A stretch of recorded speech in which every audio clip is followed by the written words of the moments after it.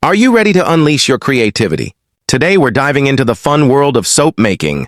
It's easier than you think, and you can customize it to suit your style. First, gather your supplies. You'll need a soap base, which can be glycerin or shea butter, essential oils for fragrance, colorants, and molds. You can find these at craft stores or online. Now let's get started.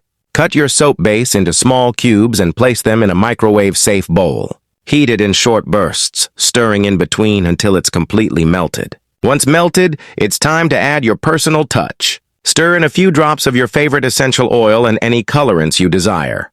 This is where the magic happens. Get creative. Next, pour the mixture into your molds. You can use silicone molds or even ice cube trays. Let them cool and harden for at least an hour. Once your soap is set, gently remove it from the molds. Voila!